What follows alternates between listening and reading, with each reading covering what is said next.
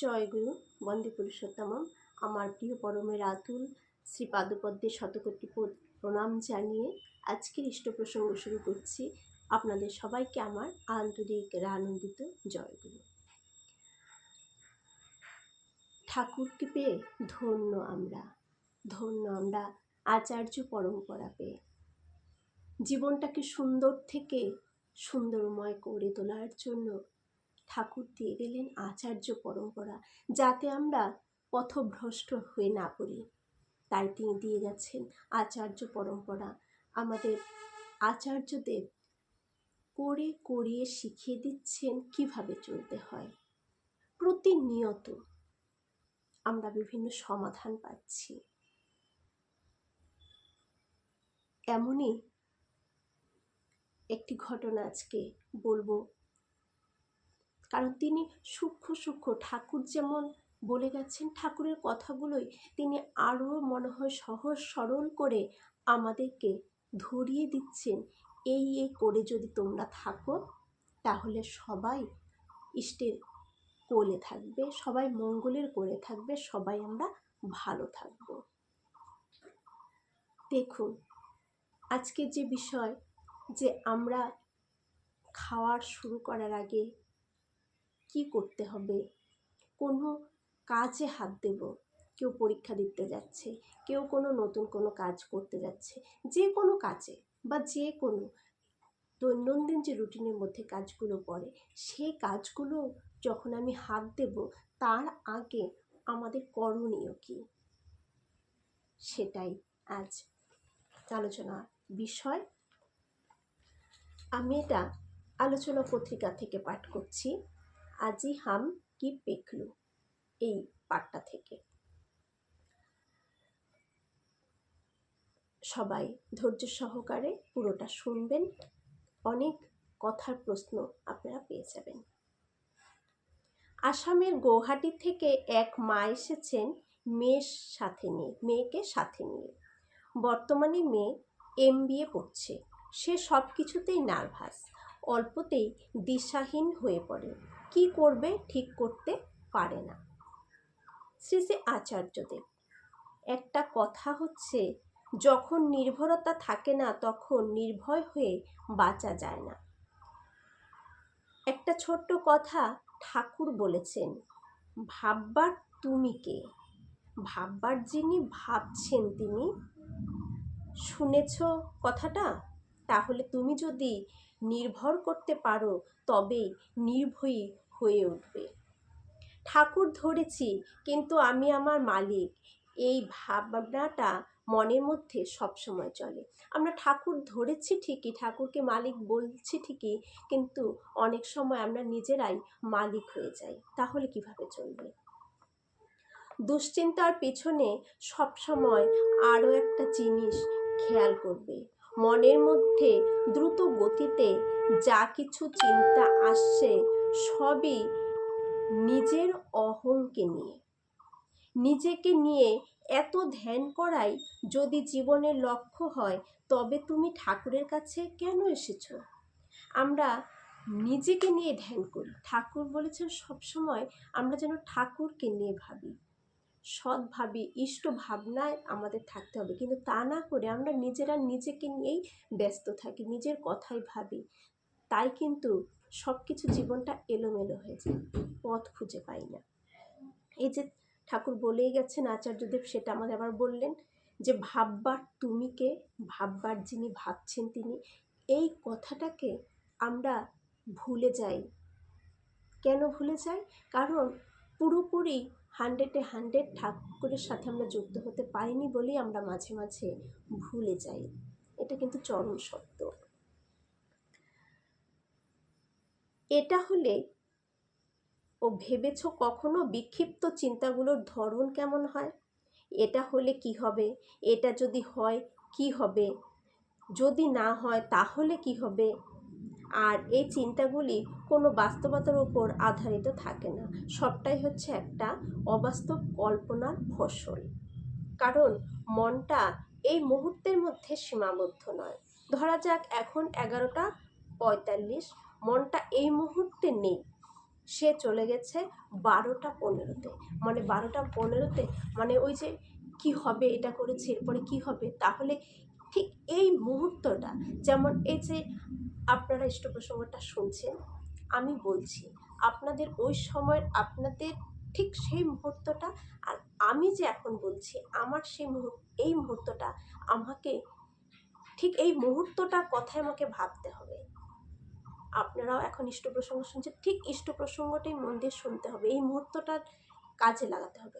আমরা তা না করে কি করি, আচার্যদেব বললেন এখন ইষ্ট প্রসঙ্গ করছি, হয়তো মাথায় আমার ঘুরছে ভবিষ্যতের বা পরবর্তী কিছু, এটা বা কী হলো, ওটা বা কী হবে, কিন্তু মুখ দিয়ে আমি হয়তো ইষ্ট প্রসঙ্গ করে যাচ্ছি, কিন্তু ভাবনাটা রয়েছে অন্যখানে। এটাই আমাদের মানে আমাদের জীবনটাকে এরকম টালবেল করে ফেলে। আমরা একটা জায়গায় স্থির থাকতে পারি না। যদি ঠাকুরকে শক্ত করে ধরি তাহলে স্থির মনোভাবটা আমাদের আসবে। তার মানে সে আমার অবস্থান থেকে এগিয়ে গেছে, এটাই হচ্ছে আমাদের সমস্যা। মনটাকে যদি আমি আমার মুহূর্তের মধ্যে বসে আনতে পারি, তবে ঈশ্বরের আশীর্বাদ আপনা আপনি পাবো। দেখুন, এই যে বললাম, মনটাকে যদি ঠিক শেষ সময়ের কাজে লাগানোর জন্য আমি বসে আনতে পারি মনটাকে, সেই পরবর্তী মুহূর্ত থেকে সরিয়ে নিচে না, এই মুহূর্তের মধ্যে আমাকে মনটাকে স্থায়ী করতে হবে। এটা যদি একবার আমরা করে নিতে পারি সর্বদা, তাহলে ঠাকুরের আশীর্বাদ আমরা আপনা আপনি কিন্তু পেয়ে যাব। মনকে বর্তমান মুহূর্তের মধ্যে ধরে রাখার অভ্যাস করতে হয়, আর নিজেকে নিয়ে নয়, ঠাকুরকে নিয়ে ভাবা প্র্যাকটিস করতে হয়। আচার্যদেব বারবার বলছেন আমাদের প্র্যাকটিস করতে। আমরা জানেন, তিনি জানেন আমরা সব পারি না, তাই আমাদের প্র্যাকটিস যদি আমরা মানে চেষ্টা করে যাই, তাহলে কিন্তু আমরা একটু একটু করে হলেও পেরে উঠব। দুর্বলতার ক্ষেত্রে আরও একটা সমস্যা হয়, সিদ্ধান্ত গ্রহণের ক্ষেত্রে মনে অযথা ভাবনা, সে সিদ্ধান্ত গ্রহণ আমাদের সঠিক হয় না। ধরা যাক আমি কারো বাড়ি যাব, এখন সেটা নিয়েও কত রকম চিন্তা শুরু হয়ে যাবে। যাব, যদি সে বাড়িতে না থাকে, ওর সাথে শত্রুতা, যদি সে ওখানে উপস্থিত থাকে, যদি সে ব্যবহারটা মনে মনে কাম্য ভেবে রেখেছি সেটা তারা না করে, কত রকমের আজগুবি চিন্তা আমাদের আসে। তাহলে ছোট ছোট বিষয়ে যদি এত দ্বিধা থাকে, তবে একটু বড় কোনো বিষয়ের সামনে এসে দাঁড়ালে তখন তো আমরা নার্ভাসনেস হবই, দুর্বলতা আমাদের ধরবেই। একটা ঘটনা বলি, এখানে থাকেন আলোচনার সম্পাদক ইসি প্রসাদ ঘোষ। আমি গিয়েছিলাম তাদের গ্রামের কাউকে কিছু না জানিয়ে, রাত 12টা বাজে। আমার সাথে ছিলেন সঞ্জীব কুমার মণ্ডল। তার গ্রামের বাড়িতে গিয়ে দেখি কেউ নেই। আমি সেখানে দাওয়ায় বসে একটা মাটির ডেলা দিয়ে লিখে এসেছিলাম। কি লিখে এসেছিলেন আচার্যদেব? যে এসেছিলাম, শুধু এটুকুই। কোথা থেকে গেছি, কখন গেছি, কি খেয়েছি, এটা বড় কথা নয়, আমি গেছি কি না এটাই বড় কথা। এই যে মনের মধ্যে হাজারো কথা ঘুরপাক খায়, এটাই হচ্ছে আমাদের সমস্যা। মন ইষ্টগুরুর সাথে যুক্ত নয়, যুক্ত হয়েও জুড়ে নেই, যুক্ত আছে কিন্তু জুড়ে নেই। ওই যে মনটাকে নিজেরা অনেক সময় নিজেকে মালিক ভেবে ফেলি, ঠাকুরকে বাদ দিয়ে চলি, তখনই এসব হয়। এটাই মনের সব থেকে বড় সমস্যা। এর জন্য জ্যোতিষীর কাছে যাই, নানা জায়গায় গিয়ে আশীর্বাদ চেয়ে চরণামৃত খেয়ে বেড়াতে হয়, তবুও মন তৃপ্ত হয় না। মনটা ঠাকুরের প্রতি তীব্র হলে জীবনটা পাল্টে যাবে, ওই আংটিগুলোর ভার আপনা আপনি কমে যাবে, জীবনটা হালকা হবে। ইষ্টগুরুর সাথে নিজেকে বললেন যে ইষ্টগুরুর সাথে নিজেকে যুক্ত করো, নির্ভরতা আসবে, নির্ভয়ী হয়ে উঠবে। ঠিক, কিন্তু আমরা যদি ঠাকুরের প্রতি নির্ভর হতে পারি, কোনো একটা যখন কিছু একটা জায়গায় গেলাম, সেখানে প্রচণ্ড ভয় পাচ্ছি, কিছু একটা, তখন আমরা কি করি, বিপদেই তো ঠাকুরকে বেশি আঁকড়ে ধরি। আর সে সময়টা দেখবেন বেশি যখন আঁকড়ে ধরি, তার উপর নির্ভর পুরোটা করে ফেলি, তখন কিন্তু ভেতরে একটা সাহস উদ্দীপনা আমাদের কাজ করে। এটা পরীক্ষা করে দেখবেন। যদি পারো এক বিন্দু ঠাকুরের জন্য করো, যদি পারি এক বিন্দু ঠাকুরের জন্য যেন কিছু করি। ঠাকুরের জন্য করা মানেই কিন্তু সব সৎকর্ম। যখন, এবার হলো কথাটা, যখন খাবে প্রতিটা খাবারের আগে ইষ্ট দেবতাকে স্মরণ করবে। যাই খাই না কেন সব খাবারের আগে আমাদের ঠাকুরকে স্মরণ করে নিয়ে আচার্যদেব খেতে বললেন। ভাত খেতে বসেছি, ভাতের উপরে নাম করে ঠাকুর তোমার প্রসাদ গ্রহণ করছি, এই নাম করে তাকে স্মরণ করে খেতে হয়। জল খাচ্ছি ঠিক তাই, চা খাচ্ছি ঠিক তাই, বিস্কুট খাচ্ছি তাও যেন আমরা এই প্র্যাকটিসটা করে নিই। যাই গ্রহণ করি না কেন ইষ্ট দেবতাকে স্মরণ করে নিয়ে যেন খাই, তার প্রসাদ ভেবে যেন আমরা সেটাকে গ্রহণ করি। আর বললেন যা করবে ঠাকুরকে মনে ভেবে যে ঠাকুর এই কাজটা আমি করছি, যেটাই করি না কেন আমরা যেন ঠাকুরকে বলে নিয়ে করি যে ঠাকুর আমি এই কাজটা করছি, ঠাকুর আমি রান্না করতে যাচ্ছি, ঠাকুর আমি স্নানে যাচ্ছি।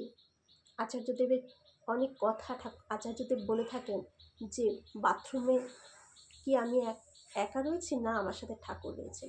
পায়খানায় গেছি তাও আমি ঠাকুরকে বলে যাব। ঘুমোতে যাচ্ছি ঠাকুর আমার সাথে আছেন, সর্বদা আমাদের সাথে আছেন।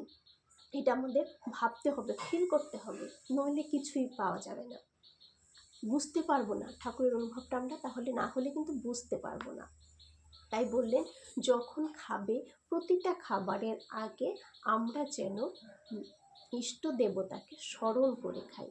আর যা করবে ঠাকুরকে মনে ভেবে যে ঠাকুর আমি এই কাজটা করছি, এটা বলে যেন আমরা সব কাজে হাত দিই, তাহলে বিফলতা আসবে না। কারণ তাহলে ঠাকুরকে বলে শুরু করছি, ঠাকুর সে কাজের সাথে যুক্ত আছেন, ঠাকুর আছেন আমার সাথে। যা করণীয় তৎক্ষণাৎ সেটা করে ফেলবে, যেটা করণীয় সেটাকে যেন আমি ফেলে রেখে না দিই, তৎক্ষণাৎ যেন সেটাকে করে ফেলি। ফেলে রাখবে না, ফেলে রাখলে ওটা শয়তানের ঘরে চলে যায়। যেটাকে আমি ফেলে রাখবো সেটাই শয়তানের ঘরে চলে যাবে, তার মানে প্রবৃত্তি পড়ে যাবে। কেমন প্রবৃত্তি? এখন এটা করণীয়, আমি এটা এখন করছি, কিন্তু যদি ভাবি যে না অলসতার কারণে ভাবলাম পরে করবো, ওই যে অলসতা ওটা একটা শয়তান, কারণ ওটা একটা প্রবৃত্তি। যে প্রবৃত্তি আমাকে বশ করবে প্রবৃত্তিই কিন্তু শয়তান। ওটাই কিন্তু আচার্যদেব বললেন যে যে কাজটাকে আমি ফেলে রাখবো এটা পিছিয়ে পিছিয়ে পিছিয়ে যাবে, ফেলে রাখলে ওটা শয়তানের ঘরে চলে যায়। এই জন্য অন্তিম সজ্জায় রাবণের কাছে রাম গিয়ে জিজ্ঞেস করেছিলেন আপনি তো এত বড় রাজা, আপনি বলে দিন রাজ্য চালাবো কিভাবে। রামকে রাবণ বলছিলেন কোনো কাজ তুমি ফেলে রাখবে না। তখন রাবণ রামকে বলেছিলেন যে কোনো কাজ তুমি ফেলে রাখবে না, যে কাজ করবে মনে করবে সাথে সাথে করবে। তাহলে রামকে রাবণ কি বলেছিলেন যে কোনো কাজ তুমি ফেলে রাখবে না, যে কাজ করবে মনে করবে সেটা যেন সাথে সাথেই আমরা করে ফেলি। কোনো সৎ কাজ, খারাপ নয়, ভালো কাজ, যে কাজে আমার মঙ্গল অপরের মঙ্গল, এই কাজ মাথায় ভাবনা এলেই আমরা যেন তৎক্ষণাৎ সেই কাজটা করে ফেলি, ফেলে যেন না রাখি, তাহলে সেটা দীর্ঘসূত্রিতায় পড়ে যাবে। দীর্ঘসূত্রিতার বারণ করতে বলেছেন কিন্তু আমাদের ঠাকুর। মনের অভিপ্সা ছিল স্বর্গের সিঁড়ি বানাবো, বানাবো বানাবো করে বানানো হলো না, এটা রাবণ শ্রীরামচন্দ্রকে বললেন। তাহলে কোনো কাজ আমরা ফেলে রাখবো না, যে কাজই করি না কেন ঠাকুরকে বলে করব যে আমি এই কাজটি ঠাকুর করছি। কিছু খাবার আগে, প্রত্যেকটা খাবারের আগে যেন ইষ্ট দেবতাকে স্মরণ করে তার প্রসাদ গ্রহণ করছি, এটা বলে ভেবে প্রণাম করে নাম করে আমরা যেন সেটাকে গ্রহণ করি, তাহলে কোনো কাজ আটকে থাকবে না, সব খাবার তার প্রসাদ হয়ে থাকবে, কোনো খাবার আমাকে ক্ষতি করবে না। যেটা হয়তো অতিরিক্ত অনেক সময় পয়জন হয়, অতিরিক্ত ক্ষতি করতো সেটা অল্পের উপর দিয়ে কেটে যাবে যদি আমি আমার ঠাকুরকে স্মরণ করে থাকি। ঠাকুরকে নিয়ে চললে সব অবস্থাটাই মধুর হয়ে ওঠে। কিছু নেই, তার তবুও মনে হবে আমার কাছে অনেক কিছু আছে। এটা কিন্তু হয়, আমি নিজের জীবন দিয়ে জানি এটা হয়। কিছু না থাকলেও মনে হয় সব কিছুই আমার আছে। একটা আনন্দ আনন্দ স্ফূর্তি ভাব কিন্তু মনের ভেতর থেকেই কাজ করে আমাদের। সবাই ঠাকুরকে নিয়ে চলুন, ভালো থাকুন, সুস্থ থাকুন। জয় গুরু, বন্দে পুরুষোত্তম।